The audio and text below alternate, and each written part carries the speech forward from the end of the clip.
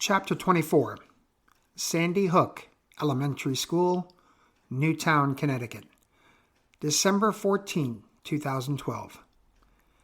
Peter Allison Linscott loved children. He loved them and everyone else, even when he was a kid.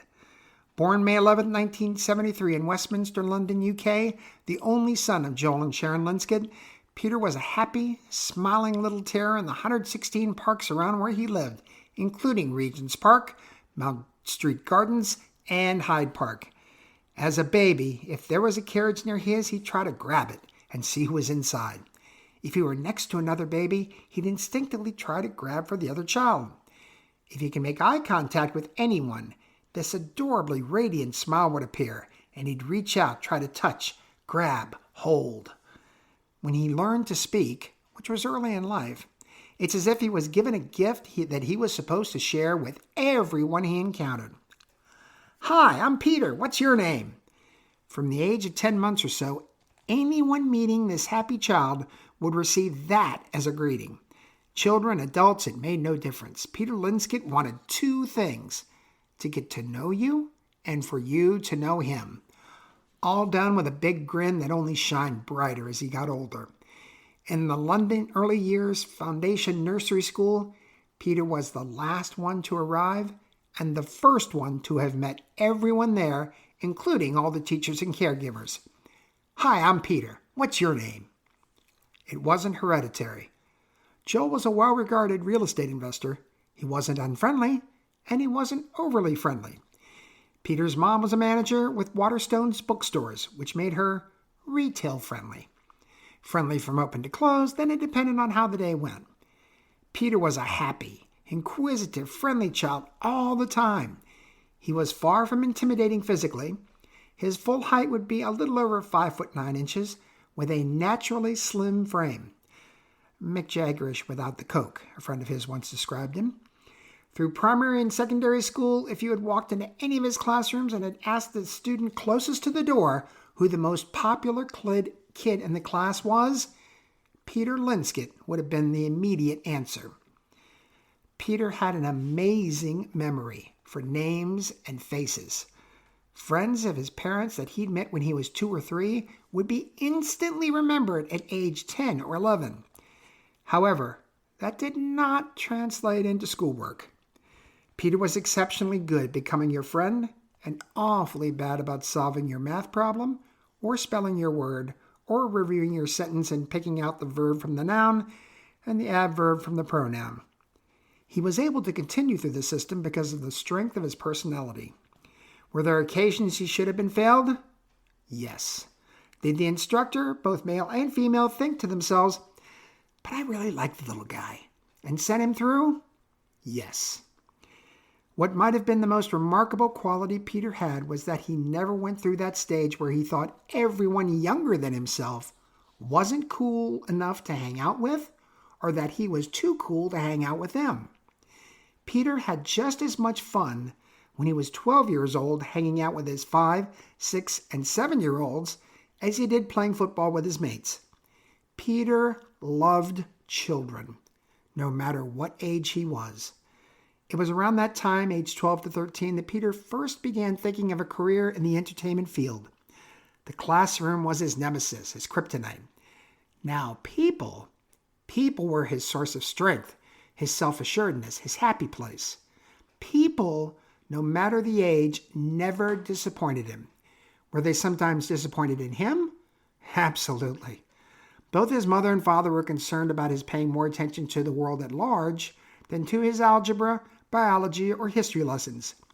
But they also understood that they were blessed with a remarkable young man who wasn't interested in alcohol, drugs, or trouble of any sort. A young man that loved his parents without reservation, who would do anything in the world for them and was always extremely proud to be their son. Besides entertainment show business, there was one other piece to Peter's puzzle. He wanted to move to the United States. Whenever the U.S. was mentioned in school, Peter would come straight to attention. He read about America, watched TV shows about America, concerning America, even trying to explain America. What fascinated Peter so much about the United States was, surprise, the people. The great mix of everyone from everywhere, the races, the languages, the way someone in the American South spoke versus someone from New York versus someone from New England. But America would have to wait. First, Peter Allison Linscott had to figure out what to do with himself. Peter was 16 out of secondary education. His grades were just barely, by a hair, good enough to head towards academic Key Stage 5, sixth form in the UK, versus vocational training. He attended Ashbourne Independent Sixth Form College in London, a private school that was only 8 years old at the time. It was perfect for Peter, with its friendly and formal atmosphere and small class sizes, and with an excellent career guidance program. Most important to Peter was their performing arts and art and design programs. One could now add Ashbourne to the list of places where Peter Linscott would have been the answer for most popular student. Peter loved the school, his instructors, his fellow classmates. What was noticeably different was that he did very well scholastically, among the top 5% of students in both the lower and upper sixth, first and second year of school. Of course, it helped that he was studying subjects he was interested in. Peter knew colors, he knew design, he certainly knew how to perform. What the interesting question was, perform to who? A serious actor he was not. A subtle comedy actor? He was not. He'd get on stage or up in class for a serious reading, and the audience would begin to titter. There was just something about him that wasn't serious or subtle. If you were talking bold, brash, over the top, Peter was your guy, both in design and in performance. He liked to wear clothes he discovered at various thrift shops, the Cardinal Hume Center, Rocket, and the East End Thrift Store, among many others. From fuzzy pink sweaters to lavender trousers, Peter somehow, some way, made it look fashionable. His performing style was in a sense the same as his personal style. Bright, brassy. One could almost say unsophisticated, primitive, even innocent in a way. He was fearless, both personally and scholastically. He still was unsure where this fearlessness was leading him. He was unclear after leaving Ashbourne where he wanted to go and what he wanted to do. Because of the success he'd had in Key Stage 5, he had more options university-wise. He decided to stay close to home, attending the University of Westminster with a dual major in drama and design while working part-time at his mother's bookstore, where he again became a favorite of patrons for his flamboyant personal style and his incredibly outgoing, friendly demeanor. It was during his time at the university that, as Peter described it, all the bleeding lights came on and everyone was home. Peter had a small cousin, Andrew, who was having a 5th birthday party. And he, of course, invited his most funnest cousin. Because Andrew was such a favorite of his, Peter decided to attend. There were 30 kids, about 15 adults, and Peter. Andrew's mom had hired a balloon-making clown to entertain, which turned out to be an overstatement of monumental proportions. The bell was rung. The door was flung open by an excited Andrew, and there stood a 50-ish-year-old man in a dirty, ill-fitting clown costume, an extremely poor attempt at makeup, smelling of cigarettes and alcohol. The first thing he said to the birthday boy was, "Go get your mom. I don't come in without me check." Peter was standing next to the right of Andrew and saw his little cousin go from excited to scared shitless in 10 seconds. Nope, that was not the way his cousin's party was going to go. "You got the wrong house, mate." Peter shut the door on what would forever be known in Linscott lore as the shittiest clown in the world. Well, Peter thought to himself, I can entertain them. And for the next 3 hours, that's exactly what Peter Allison Linscott did. They sang made-up songs, they danced made-up dances, they played in hide-and-seek, they played on the floor outside, sang a spirited version of Happy Birthday, with Peter getting the kids to sing in harmony, and finished with everyone giving the birthday boy a hug and telling him that they love him. The parents had as much fun as the kids. All ended up participating in the fun Peter was inventing. "My best birthday ever," said Andrew. "Mine too," said Peter. He knew what he wanted to do with the rest of his life. What do kids performers do? Peter researched, called various companies in the London area, even called individual performers. Essentially, he found the field as diversified as every other entertainment source. Magicians, clowns, balloon animal makers, face painters, food specialists, cotton candy, candy apples, cupcake decorations as examples. Jugglers, caricaturists, musicians, puppeteers, animal riding, costume characters, and combinations of same. What was Peter good at? Kids liked him because he was a big kid himself. He innately understood that most kids played through fantasy by making up stuff. He knew he could make up stuff. That's what he'd done at Andrew's birthday. Now, what would be a great addition to the world of make-believe? How about a little of some of the above? And if anyone wanted that other stuff, well, he could find a mate competent and professional enough who could provide it. Peter, the great party guy, was born. For the next couple of years, Peter honed his craft, seeing what did and didn't work. He found that he was an excellent balloon creator, as he called himself. Animals, hats, swords, even letters, like A for Andrew, who was a very willing guinea pig for Peter's attempts. He loved painting faces, using his relatively decent drawing skills to create fun on a child's face.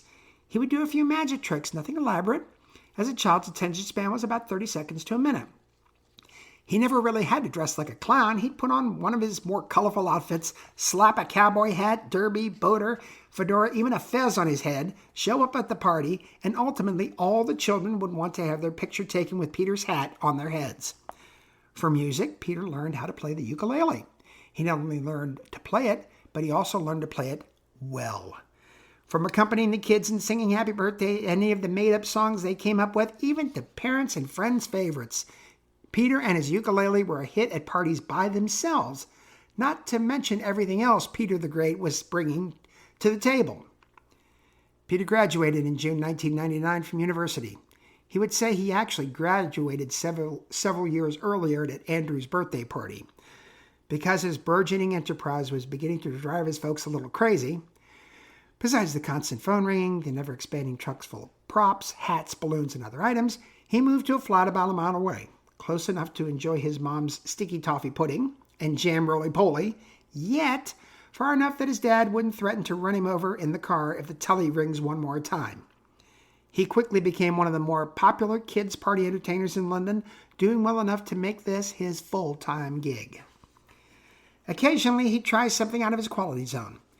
He knew he was a great children's star, but wasn't nearly as confident in other fields. For example, stand-up comedy. He tried and tried again to put a 5-minute set together that he thought grown-ups would enjoy, and failed every time. The last time he was on stage, a heckler called him a Noel Fielding wannabe, which stopped Peter dead in his tracks. Noel Fielding? Who the hell is Noel Fielding? He soon found out who Noel Fielding was by visiting the Comedy Store just a few blocks from his flat. There he saw a guy in what could only be described as a hairy orange sweater jacket, a t-shirt with large red hearts all over it, a tight white jeans, metallic silver boots, and a black fedora pushed back over a mop of streaked blonde hair. Peter had instant outfit envy. Plus, the guy was good, noticeably confident and incredibly quick. Plus, he had a smile, like mine, Peter thought to himself, that allowed him to get away with anything, including calling a heckler, "You cunt," on stage. That was Noel Fielding. Peter knew he was no Noel Fielding. However, he did like the look. Peter was heading into his 8th year as Peter the Great in 2001 when his fantasy of moving to the United States edged closer. Peter performed at 7-year-old Samantha's birthday party and, as usual, did a little of everything. From magic to music, the ukulele being a big hit, to balloon creating, to face painting, to the debut of juggling, which he finally felt comfortable enough to try. Her parents, David and Olive Sainsbury, were so impressed they contacted David's brother Theodore, Teddy, who owned an event production company in Manhattan. Based on their enthusiastic review of Peter's performance, Teddy was willing to sponsor Peter for his green card if Peter was able to obtain a work visa. It took several months, but finally Peter was ready to head off to America. At the going-away party at his parents' house, a tall 14-year-old young man made his way through what was an exceptionally large goodbye crowd and stood just to the right, about the same spot Peter had stood next to him 9 years ago. "I know what you're doing, Andrew. Don't make me cry." They embraced. Peter looked at him and smiled. "Now, Andrew, do me a favor. For you, Peter, anything. Okay. Tell your mom I said thank you 1,000,000 times over for hiring the shittiest clown in the world for your 5th birthday." Peter arrived in New York Thursday, March 14, 2002, with his nice British pounds bank balance electronically transferred into a nice American dollars account, with an apartment already rented and furnished for him as a going away present by his parents. He spent the next year or so doing birthday parties for the children of the rich, hip, and famous of Manhattan and the Hamptons on Long Island. It was the single worst year of his life. These children weren't kids.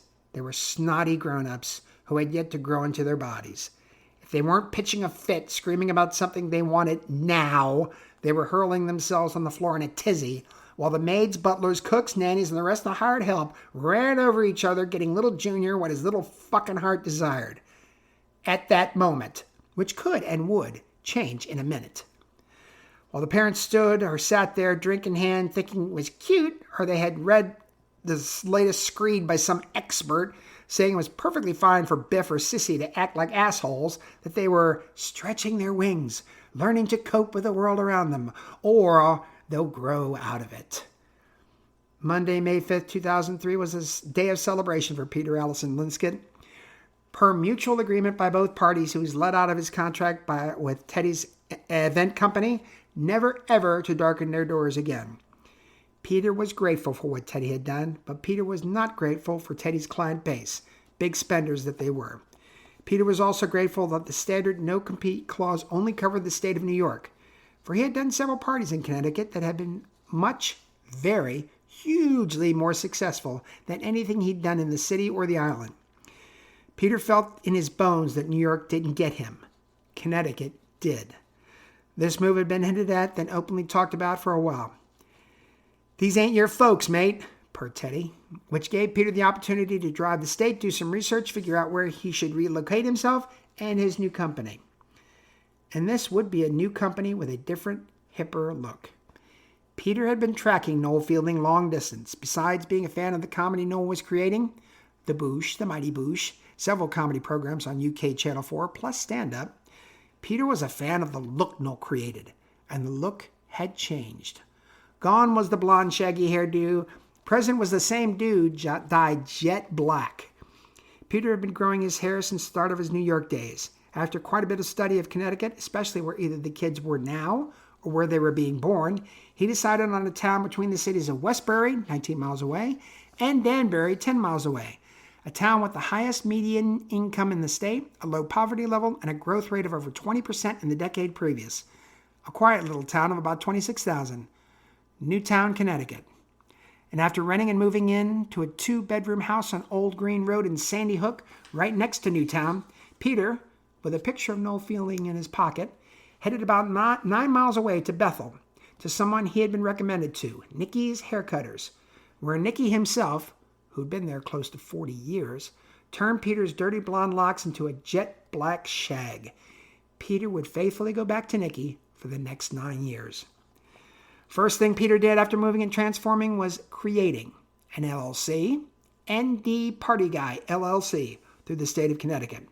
Then created the company, Noel for his new look, D for the, moving away from the great, Party Guy, a nod to his old company in Westminster, London. And so it began. Since Peter loved meeting people, he decided to do exactly that, starting at Nicky's Haircutters, where Nicky was happy to put out flyers and business cards. Next it was Tour Noel, as Peter called it, from business to business, handing out flyers, business cards, and over the weekend stuffing his pockets with balloons and creating animals, hats, and letters for kids walking by Carluzzi's Market, then the general store. The Monday following Tour Noel, June 16th, Peter received his first booking. As fate would have it, it was for a 5-year-old birthday boy named Andrew. For 4 hours that Saturday, Noel, the Party Guy, entertained children and parents alike. He got 2 more bookings out of that first gig, so he discounted his services for Andrew's folks. For his first year, he would continue to offer his Friends Book You Save discount, the idea of which he stole from his mom after she was selling Tupperware part-time years ago. By June 16, 2004, he discounted the discount. He didn't need it. Business was growing steadily. He had to hire an accountant and an office manager, the office being 2 rooms in his house, to keep track of everything.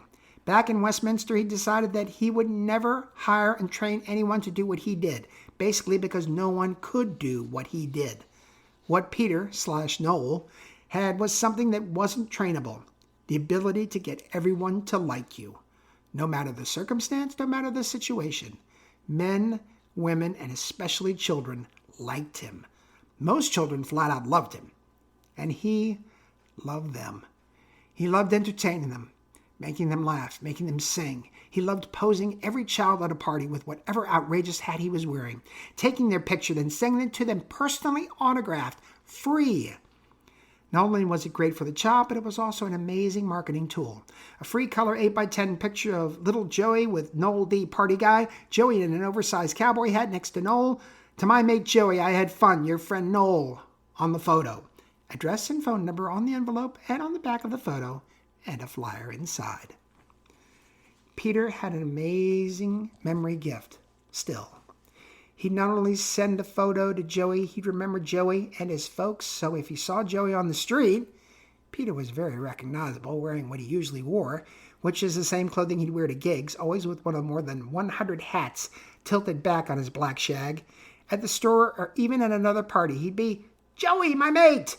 And you brought your folks along. Hi, Emma and Bill. How's my mate Joey doing?"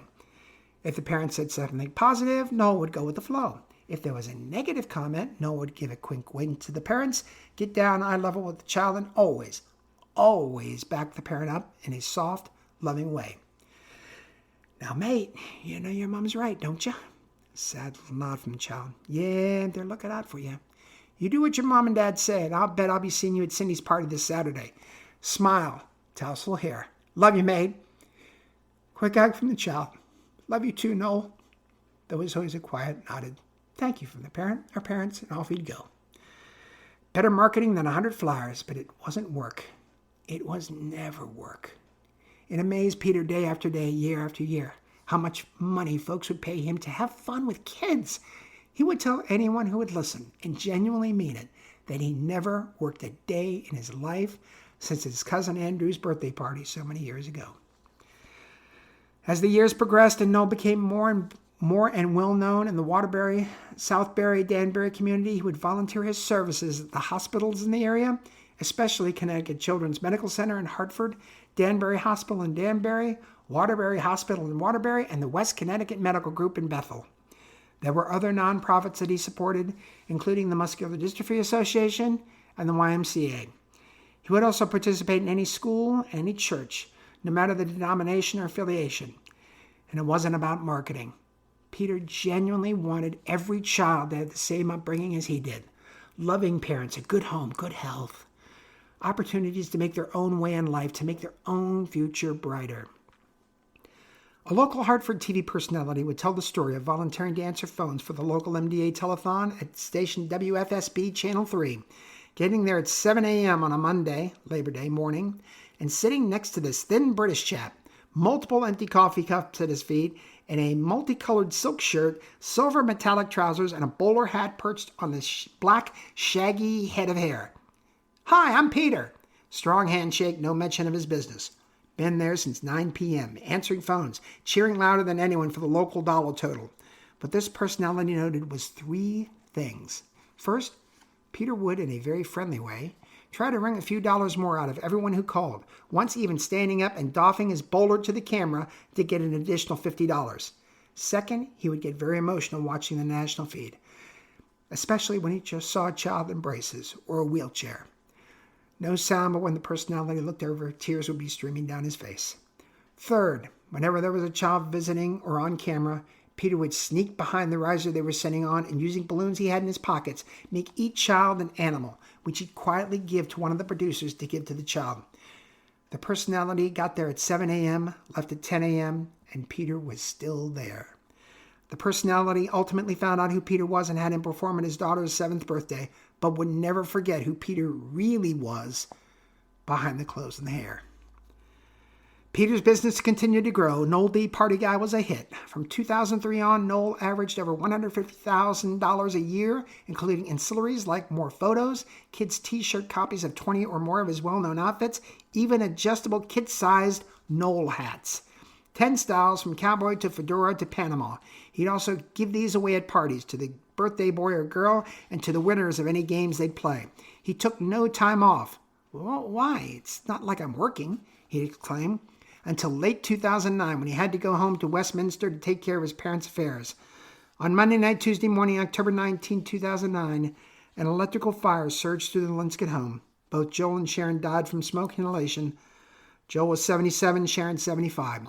Their inheritance was substantial but complicated, given that Noel was still working 40 to 50 hours a week, even at age 77, and amid several real estate transactions, both buying and selling. Peter spent a little over 2 months in England sorting and completing their affairs. While he was there, he found himself with a little downtime, so he ended up at Beyond Retro Vintage Clothing in East London, browsing for cool clothes for himself and his little mates in Connecticut. He was thumbing through some shirts when he felt a presence behind him. It's like looking at a fucking mirror. Peter knew instantly just by the voice. He turned around and came face to face with his muse, Noel Fielding. Black shag, cowboy hat, psychedelic shirt, silver scarf with red scarf, tight blue pants, metallic boots. Peter didn't just look like him, but it was close. Hi, I'm Peter, and you are my muse. What? Then Peter explained who he was, what he used to do here in London, how he was called a Fielding wannabe way back when, what he did now in the States, how he decided to add Noel's hair to his already eclectic wardrobe, how successful he's been, why he was back, and it was so great to be able to meet him finally. Peter then thinks he took a breath. Noel stood there, grinning. Peter stood there, grinning back. It's strange you perform with kids, even though I do goth, off-color, black humor. Kids love me. Noel, you and I are blessed. No matter what we do or say, people like us. Because no matter what we say or do, people know we like them. They talked for another 45 minutes, oblivious to the small crowd quietly gathering around them. They exchanged contact information, which wished each other luck, started to walk away. Noel, thanks. Nice meeting you, Peter. Send me photos. When Peter returned to Connecticut for the very first party he did, he gave all the kids his Noel caps and tees, gathered them all around him, and had them hold up a sign while one of the mothers took a photo. In capital letters, Noel Fielding rocks. That plus a dozen other photos found their way back to London. Noel responded in kind, though his was vintage Fielding outlandish. What Peter received in return was a framed photo of Noel standing next to Mick Jagger. Noel holding a hand letter sign with an arrow pointing toward Mick. Not Noel Fielding, it read. Jagger's was a sign pointing to the left. Not Peter Linscott. And that began Peter and Noel's unique correspondence. Then one was sent back to Noel featuring Nikki, Peter's hairstylist, wearing Peter's bowler, holding a "We'll cut the hair of Noel Fielding for free" sign. And on it went back and forth for the next few years. The year 2012 was turning out to be just as successful as the previous few years, with a record number of parties, sales from ancillary items, income, and the most important of all, the fun factor. Fun for Peter/Noel, fun for his little mates, fun for the parents and friends. Noel had more magic tricks up his sleeve, balloon animals /caps/stuff he could make. He could play more tunes on his ukulele. He was even a good juggler now. He had more suppliers of tents, party equipment, food purveyors, cotton candy, candy apples, cupcake designers, and characters working with him. And because of his late parents' great success in the estate he'd been left, he was able to give even more of his time to the children's hospitals and nonprofits all throughout the state. With his folks passing, he really considered Connecticut his home. In fact, early 2012 saw Peter begin studies for his U.S. citizenship. Peter had only one weekly appointment that he would keep religiously. Nikki at Nikki's Haircutters. First available appointment every Wednesday, 9:30 a.m. sharp. It was the same on Wednesday, December 14, 2012. And Peter, as was his custom, always got there 5 minutes early. The two old friends greeted each other with a hug. Peter got his hair washed, then the chatting began. Peter obviously had no trouble in that regard. Nikki was a barber for over 50 years. Enough said. On and on they went, until a stylist who worked there burst through the door almost screaming. There's a shooting over at Sandy Hook. Peter would never be able to explain why. He immediately looked at his watch. 10:03 a.m. Nikki, okay, calm down, Janice. What's happening? My brother's on the force. Said he got a call shortly after 9:30. There was a shooting going on at the school. Sandy Hook? Elementary? Yeah, I always call him to wish him a nice day. He's crying on the phone. He tells me about the call, starts crying again, says he's got to go. He hangs up. By the time Janice had finished talking, Peter had ripped the gown off, stuffed a $50 in Nikki's shirt, said, "Use the rest as credit, mate," and ran to his car. He flew to his house, had the presence of mind to change from his Knoll ensemble to black jeans, black t-shirt, a Sandy Hook Eagles sweatshirt he'd been given for helping at an event, and a green fedora to match the sweatshirt. Then he raced 1.5 miles to the school, being stopped by a cordon of police, squad cars, and emergency vehicles on Riverside Road just past Glen Road. They immediately recognized him, thought he could be of some assistance, and directed him to park as close to the Sandy Hook Fire Department building, just past the entrance to the school on Dickinson Drive, and to wait inside. And then in Peter Allison Linscott's own words, "I entered hell." This was the place where all families were being gathered, where all the information was being generated, where mothers and fathers found out if the children were dead or not. This is the place where everyone who had a loved one attending Sandy Hook Elementary would learn whatever their truth ended up becoming. This is where traumatized children were led by their teachers to the grade sign being held up. 1st grade, 2nd grade, 3rd grade, 4th grade. Then to be held and squeezed by their crying folks. Maybe they saw the black, shaggy-haired, skinny guy in the corner. He yelled out, "Hi, Noel!" The response back was always, "Hey, Johnny, Lisa, Terry, Jake," whatever their name was. Even now, his mental acuity held firm. "How's my mate? Go on with your mom and dad now." Another wave, a smile, and a parental nod towards Noel, a quiet thanks for being there, and they'd be gone, with parents thanking whatever deity they believed in for the little hand they were helping to lead back home, learning early what their truth was going to be, while other loved ones looked up the hill leading to the school, straining to see their familiar face, to find out their truth. The lines became shorter. Less and less came down the hill. Less teachers, less students.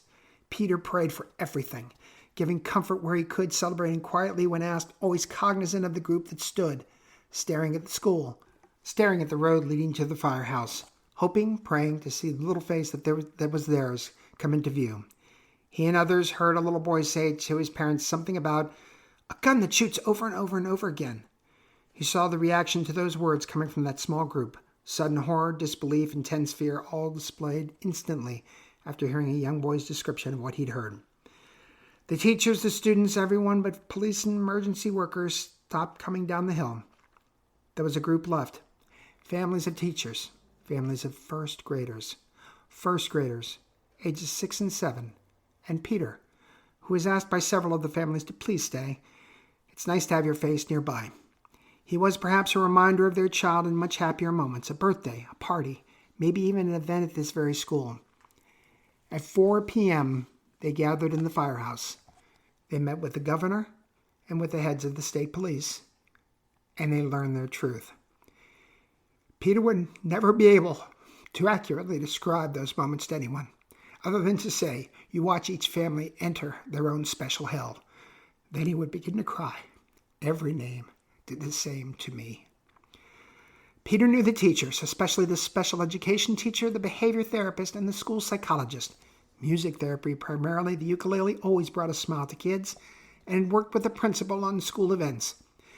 Those were the first names. He was saddened, heartbroken for the families of those women who had spent their whole lives trying to make a better world for other people's children. Then,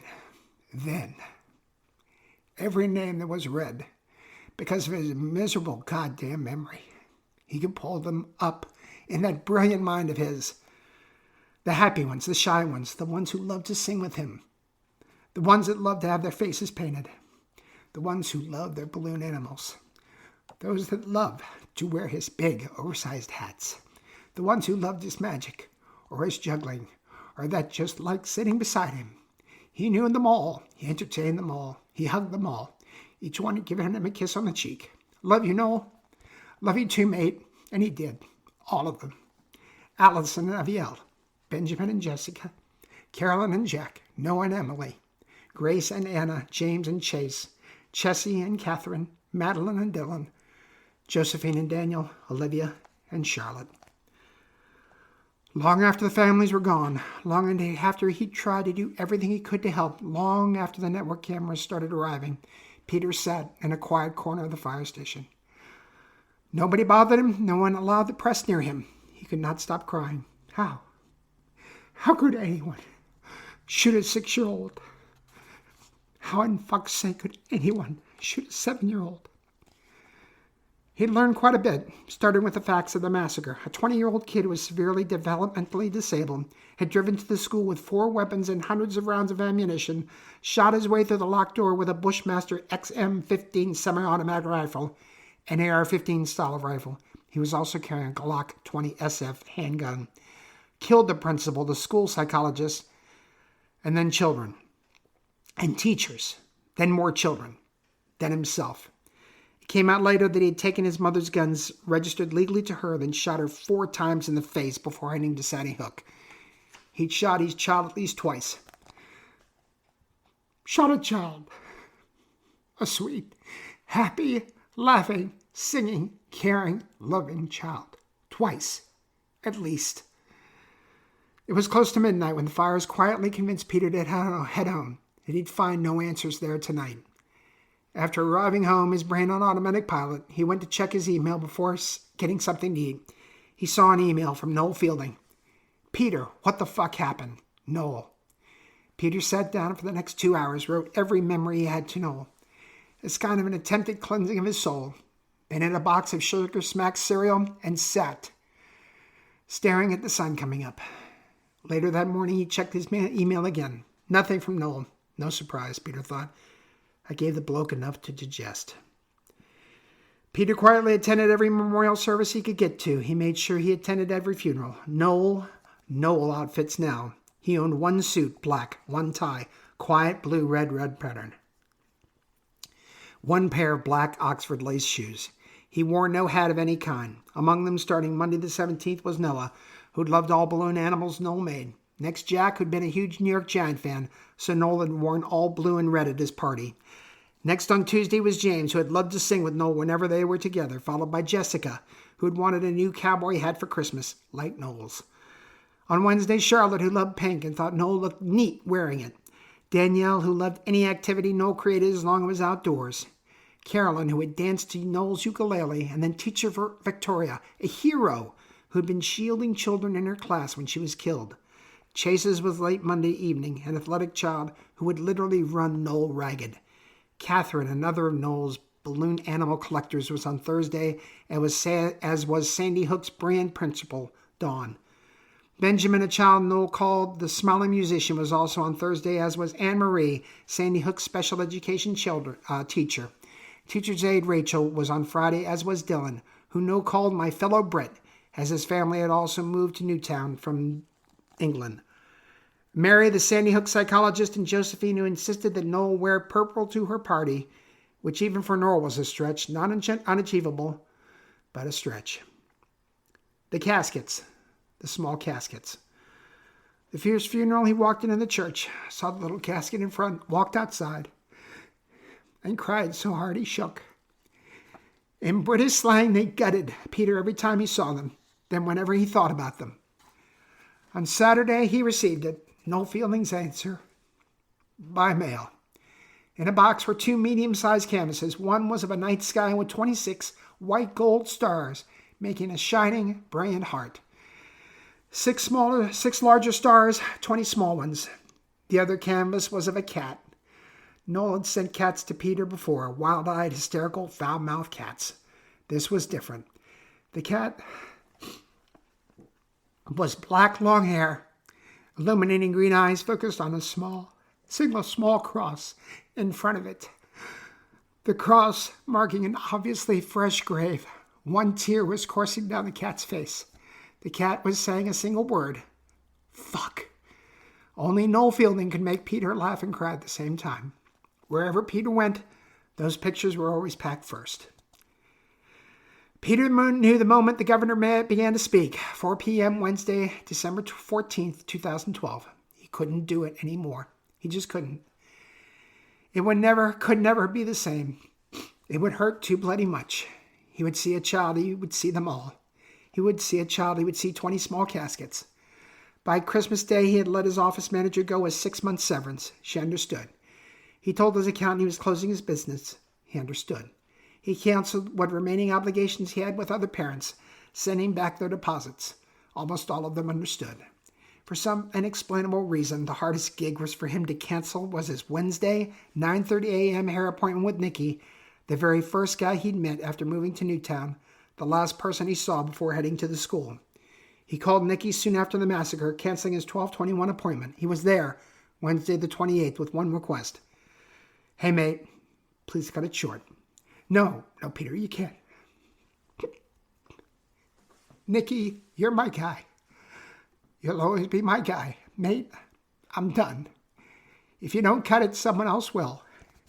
Peter choked up. "Mate, I want you to do it, not someone else." So Nicky did it, until it was so short that Peter would be unrecognizable. Nicky insisted on no charge. They hugged, and Peter walked out of Nicky's haircutters, leaving Noel D. Party Guy on the floor around Nicky's chair. Peter then immediately went walking into grocery stores, pharmacies. No one saw him. No child recognized him. It was over. Peter donated the rest of his inventory to the nonprofits that were beginning all over town, including his cartons of balloons, T-shirts, and kids' hats. He turned off the phone service, took off the signs attached to his car. He was done. He could still see them like children at night. But that's what single malt scotch, neat, was for. Sometime between the 21st and the 28th, he received a slightly oversized card with a Columbine postmark. Since 12:14, he'd done little research. He knew where Columbine was. The first line in the card gutted him yet again. "Dear Peter, you are one of God's special angels. You make children laugh." He became Sandy Hook 100 that afternoon and was a frequent visitor on the site, not only for the free therapy offered, but also to meet and chat with others who were what he called on the periphery. Someone who had not lost a loved one, who had not been wounded, but had been part of the horror just the same. Men like Wakefield 24, James John Smith, and Oak Creek 20, Bob Williams.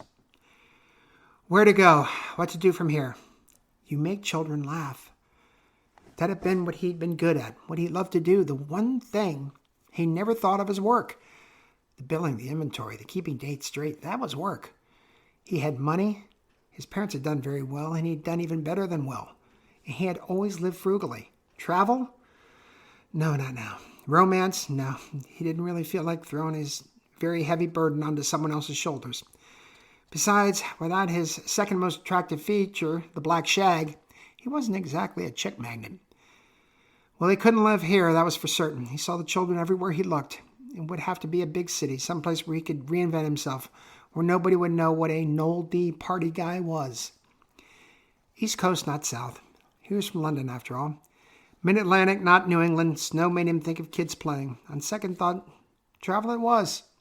Traveling to find his next home. Once he found home, then he'd figure out what he should do with the rest of his life. On Monday, March 4th, 2013, Peter Allison Linscott left Newtown, Connecticut as quietly as he arrived. The very last place he stopped before heading toward Route 84 West was Bethel and Nicky's Haircutters. The stop was short but memorable. Nicky had always loved Peter's bowler cap, had posed with it in one of his first photos Peter sent to Noel Fielding. Plus, it had fit perfectly. Peter walked into the shop, stuck it on Nicky's head while he was cutting a young boy's hair, kissed Nicky on the cheek, and walked out. The young boy asked, "That kind of looked like Noel. Was that Noel?" Through tears, Nicky replied, "Not Tim. That was my friend Peter." For the next few years, Peter's world was a nomadic one. He felt like stopping, he stopped. If he felt like finding a job, he found a job. The jobs were the easy part. Very few men or women enjoyed working night shifts. All Peter wanted was to work at night. 2 reasons. Somehow he could fall asleep easier if his schedule had him sleeping during the day. Less scotch necessary. And there would be less chance of encountering children. He wasn't nearly ready for that. He was a Bravo grocery stocker in New Brunswick, New Jersey, a security guard in Levittown, Pennsylvania, security again in Atlantic City, overnight front desk at a Holiday Inn Express in Wilmington, Delaware, overnight stocker at a Home Depot in Dover, overnights at a Safeway in Towson, Maryland. He would find 1-bedroom apartments in these towns, nothing fancy. He'd stay for a while, take more citizenship classes, spend time at the site, and learn more about the worst day of his life, and ponder why nothing was done in the name of those 6- and 7-year-old boys and girls to keep another Sandy Hook from occurring. There were lots of nonprofits started, all well-meaning, all well-intentioned, sometimes by members of a child's family, and then nothing would happen. Nothing. 20 small children were shot, all of them repeatedly, with a semi-automatic rifle with a 30-bullet magazine by a severely mentally disturbed individual. Nothing. Peter kept track of what happened in his former hometown. He heard and read about the searing frustration throughout the town that those children would have died for no reason, in vain, that the federal government was literally powerless to allow any type of legislation that would even slightly correct the wrongs that were so evident that day, even though these wrongs were inflicted on first graders. It was right around his stay in Atlantic City, mid-2015, that Navy Yard 14 was introduced to him by the site as part of their new mentoring program. They immediately got along well. Maxine knew Peter's backstory, which meant she knew he wasn't, in his heart, a security guard or a shelf stocker. She tread very lightly around anything involving the children. Peter, being Peter, recognized that and let her know how much he appreciated it, and that he'd let her know when I can be me blubbering self again.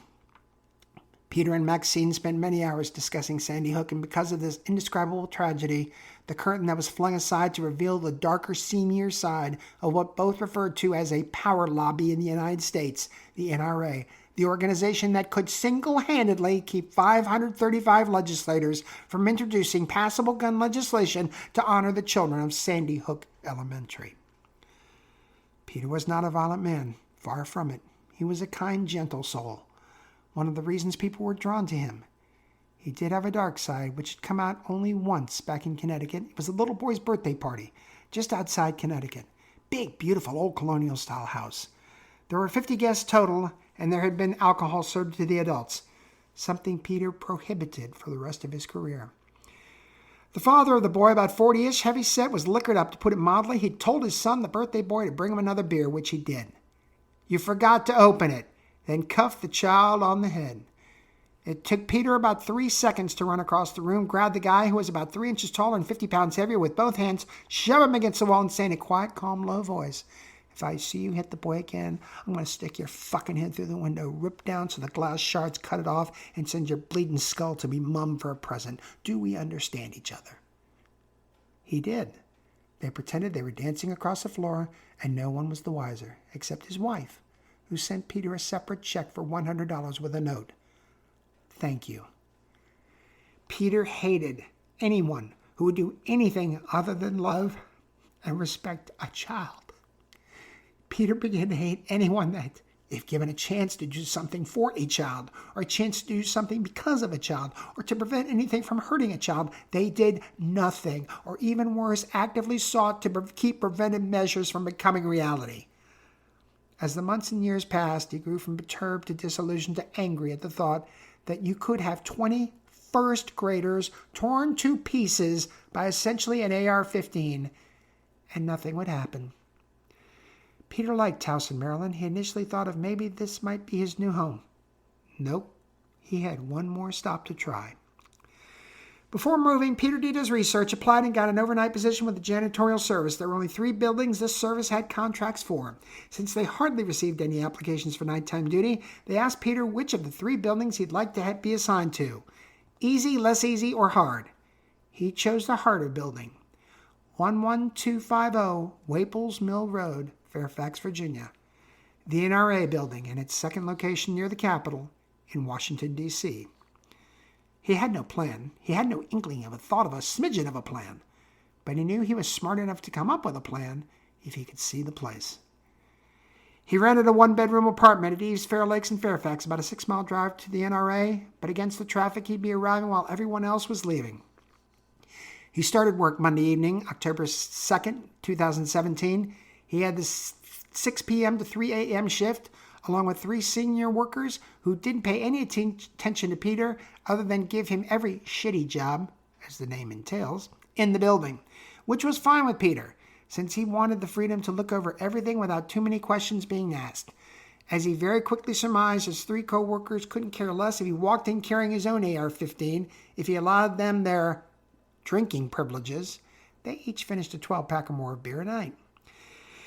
Peter quickly determined that the NRA did not have the entire building, that they leased a great deal of it to other companies. However, within a relatively short time, he knew where all the entrances and exits were and how each door could be locked or unlocked, where in the building you needed a code to get in, and more importantly, how to bypass said code, what offices were NRA and weren't, where their meeting rooms were, who stayed late, who left early, who arrived early, who in leadership management had their offices in Fairfax, who had offices in Washington, D.C., and who had offices in both. Peter always performed to the best of his ability, making sure everyone else encountered him kept him in a positive light. If someone was working late and needed a favor, or asked if the crew could skip that area for a moment, Peter would be sure it was taken care of. It also didn't hurt that Peter was still Peter. Always the most likable guy in the room, even if the room happened to be a 7-story building. Peter was gathering info. He just honestly didn't know what to do with it. He wanted to make a real difference. However, shooting Jim Mitchell in the face at point-blank range would, as his dad used to say, kill the cause, but not the symptom.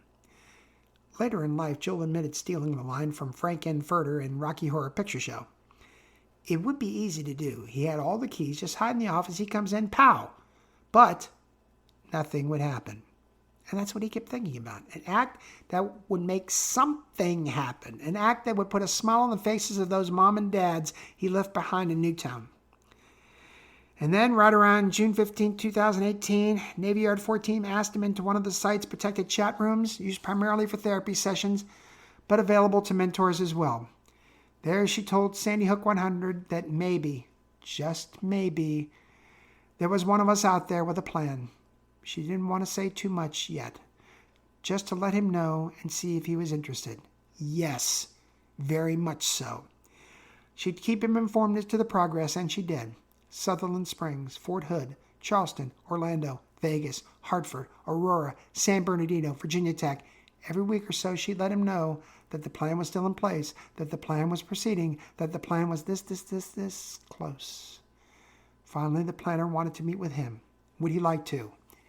Yes, very much so. Ray was to meet Peter Friday, July 13th at noon at the Dolce Vita restaurant about a mile away from the NRA building in Fairfax. Both men were familiar with the location. Ray had taken Marion on many a date night there. Peter loved going there for late lunch before work. Peter was already there when Ray was led to a quiet corner table. Hi, I'm Peter. Ray Wilson. Max has told me a lot about you. Huh? Who's Max? Damn it, all the time.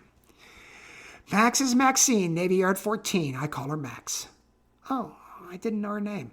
Yeah, I forget, my bad. Anyway, she told me about your background. Yeah. Rough day, mate. I understand all too well. Oh, God, mate, I'm sorry. Maxine told me your story as well. Didn't mean to have it come out the way it did. Right? Ray was thinking, you're right, Max. Very likable guy. I appreciate that. Well, I guess I'm here to find out about what you've been working on since June. Over lunch, Ray described the plan to Peter, with interjections every so often by Peter on the building, the logistics, the inner workings of the NRA. Ray finished. They completed their entrees in silence. The dishes were cleared. More silence. Now or never, Ray thought. Well, Peter, not much more for me to go over. More silence. Peter, head down. Eyes closed. Tears falling on his lap. Peter?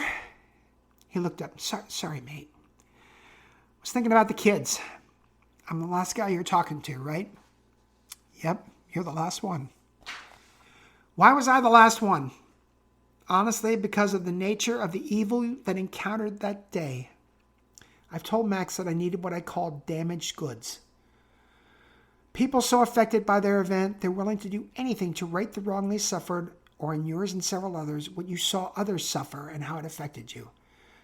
Sandy Hook is a different kind of evil. An evil so powerful, so disgusting, so unbelievably horrific, that those who are left might not just be damaged goods. They may be broken goods. If it had been me that day, I honestly don't know if I would be sitting with you 5 years plus down the road. I guess what I'm saying, Peter, is you were the last because you should be the easiest. And by being the easiest to convince, you may be the closest to that sanity madness line where one small event could trigger something that would be detrimental to what we're trying to accomplish. I mean, no disrespect for you. That's what we've been worried about. Peter looked at Ray. No smile. Kind of like a kid with issues stealing his mom's semi-automatic rifle, shooting his way into an elementary school and blowing 28 kids' heads apart. Ray to Peter. No smile either. Peter. Exactly. Peter. Ray, I understand. I've not been able to do the one thing I love because of that monster. I can't. I work at night to avoid kids. I drink myself to sleep almost every night so those faces will recede for a few hours. My hair is short now.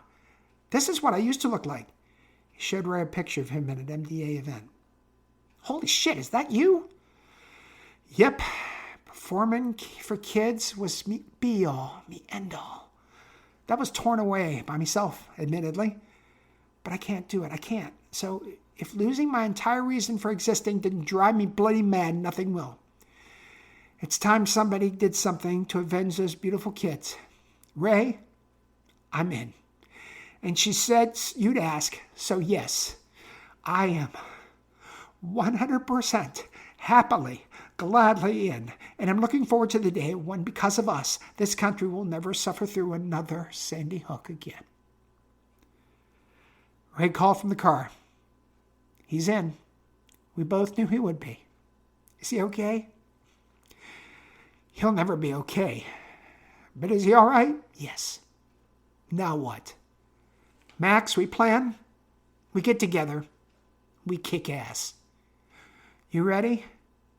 Ray, I'm ready.